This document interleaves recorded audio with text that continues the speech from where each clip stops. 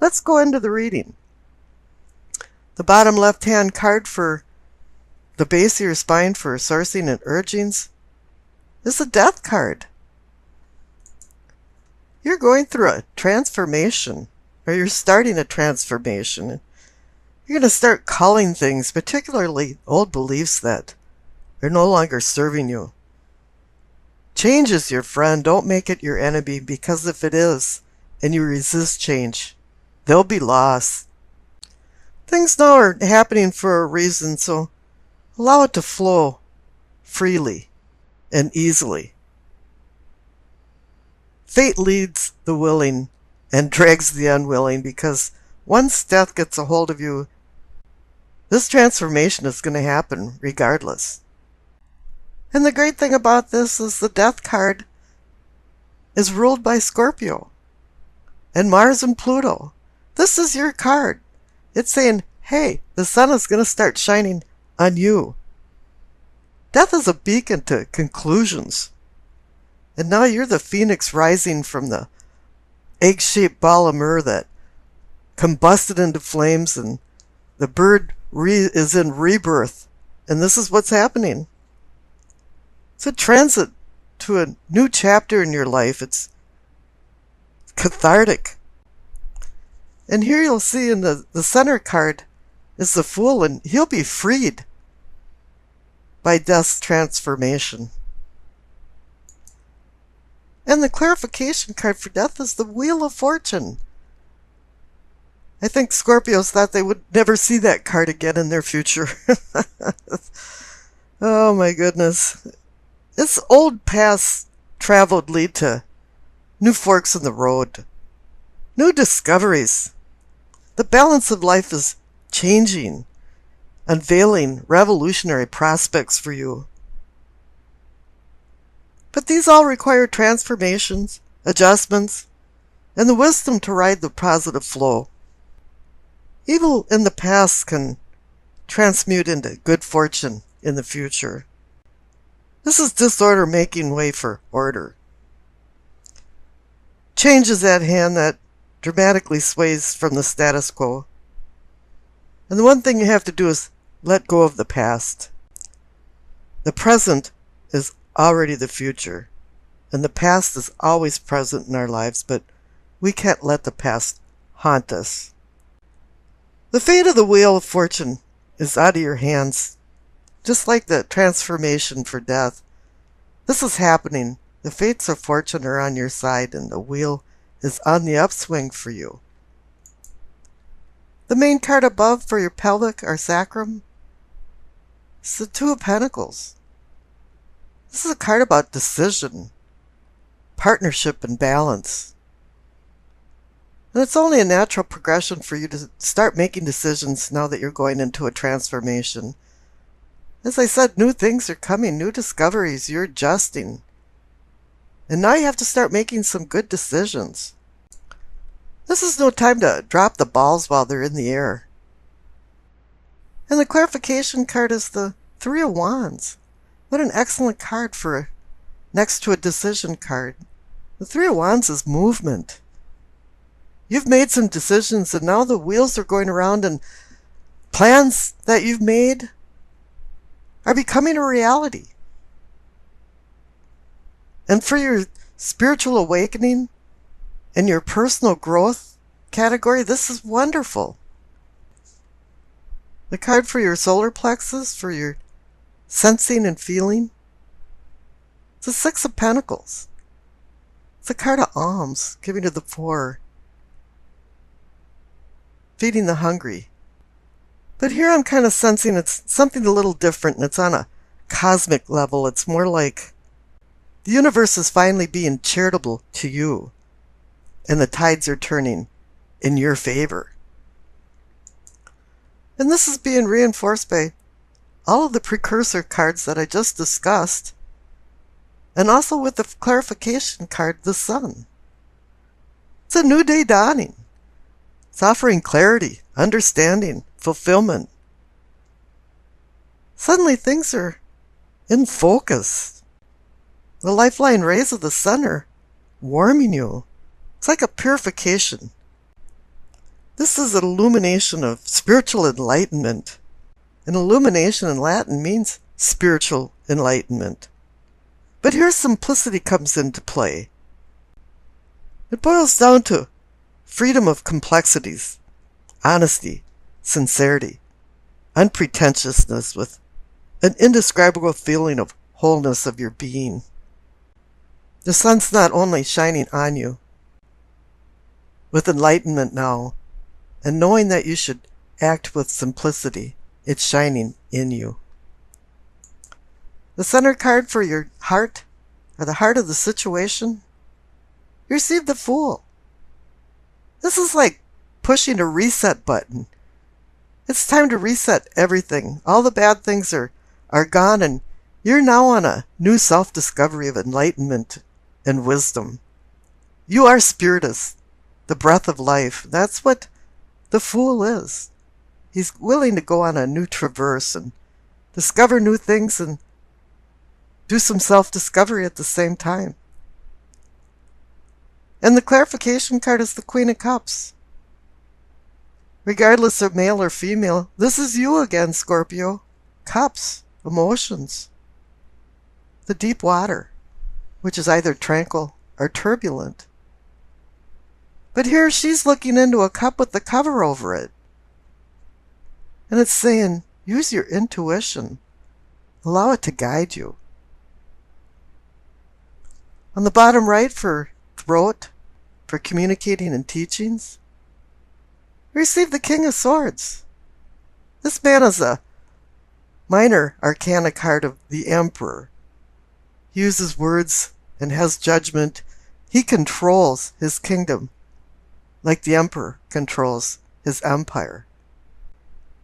And it's now saying you're taking control of your life. But you're going to have to be careful because the sword's pointing up to the Devil card. But we'll get to that. Now the clarification card for the King of Swords is the Empress. This is the energy of the Emperor and the Empress. The King of Swords is like the Emperor. It's just a minor arcana card. So you've got the inevitable couple of materialism. You have the Empress, which is Alamada, the mother of all, the nurturing mother, Mother Earth, the one that oversees your senses, brings fertility and beauty, opens up new projects because of this fertility. And she's paired with the King of Swords, the smaller paternal father, the one that runs his kingdom like a father runs his home. And this is an excellent yin and yang balance of male and female. Up above in the third eye, or what you're seeing and envisioning, is the Devil. This would be bondage, hedonism, some type of addictions, maybe a denial, pitfalls for the shadow self. There's some choices to be made here, and it wants you to slow down. It wants you to think, not get tangled up in a web of problems.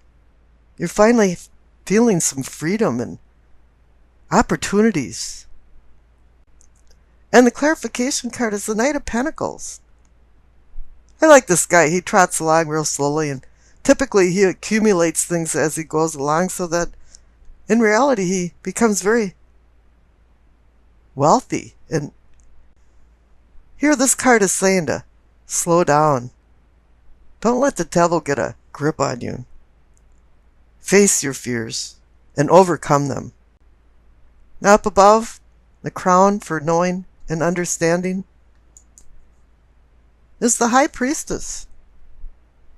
She's bringing a cosmic connection to this all, and here the Queen of Cups is down in the heart of the matter. She's connected to that because they're both about intuition. But the Queen of Cups is about an earthly plane, and the High Priestess is about a celestial plane. And the High Priestess always whispers to us very subtle messages, and we have to slow down in order to hear them. The clarification card is the Queen of Wands. typically she's the one that forces you to look at where you came from, where you're at now, and where you want to go, and connect them to consequences. And with the Devil card underneath, that may be one of the reasons that she showed up there. But another one is that you should have a posture of undistracted calm. Don't get tricked into impatience. It's telling you to mellow out and don't become annoyed at irritating things. And she's also more like an earthly seer for ambition, determination, growth, and inner strength. And this connects to the past card on the bottom left, the Strength card.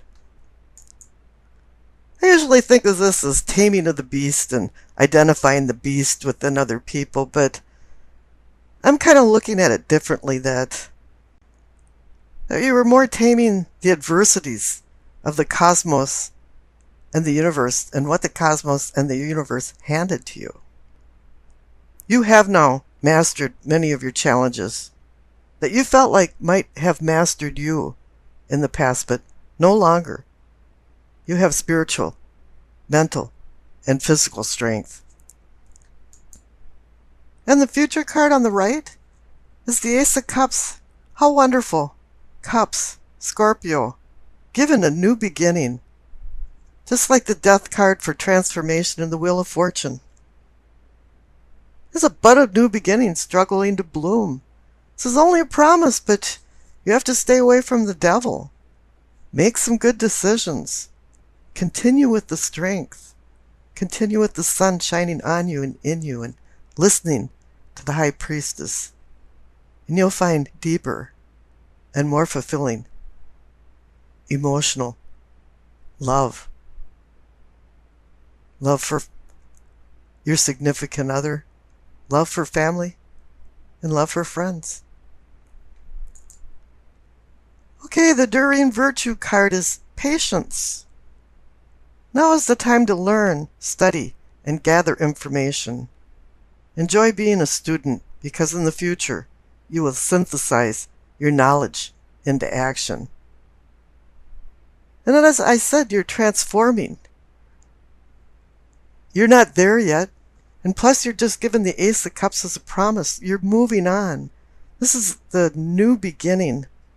And it is time to study and gather information and learn as much as you can, because that's going to bolster any decisions you make. But let's see what's going on in your reading. The center cards for your present, you receive the Ace of Wands and the Queen of Cups. The Ace of Wands marks a beginning, an inspirational, creative beginning. It's about undertaking fruitful endeavors. It's like heaven's giving the earthly plane a message of good fortune. And it really is time to take advantage of this auspicious time. Auspicious time of change. Firmly grip the wand and take your life's direction into your own hands. And the Queen of Cups is personifying you. She showed up also in your April reading to say, hey, I'm here. And it's telling you to listen to your intuition. Listen to your inner voice. And connect with your true feelings, and make sure you're listening to your gut feelings. One thing about the Queen of Cups is that she can give really good advice, but she can't follow her own good advice. And I think that's something that you should keep in mind as you go through the latter part of April. Now, up in your prospects, you receive the Page of Swords and the King of Cups. They're polar opposites. The Page of Swords is about mental acuity, but he doesn't have the maturity of emotional control. And he acts like a secret agent man and sneaks around and gets dirt on people and becomes a gossip monger, and using words hurtfully. And the King of Cups, he balances out the unconscious with the conscious control of emotions. He's mastered his passionate emotional self. And I pulled a clarification card for the Page of Swords and the King of Cups, and you received the Ace of Swords. The Ace of Swords is very fickle. There's two edges to the sword, and it can cut and undercut, or it can heal and rebuild. So do you want to act like the Page of Swords or the King of Cups when you're in control of the Ace of Swords? It's all up to you and your own willpower. We're given free will as humans, and we have to exercise it carefully. Now the past cards are the Emperor and the Page of Pentacles. The Emperor is the quintessential leader that uses spoken and written words to make laws and regulations. He's the energy of structure, responsibility, and order. And he's reminding you to take control of your life. And the Page of Pentacles, if I had any page watching my back, I would choose the Page of Pentacles because I call him Mr. Responsible.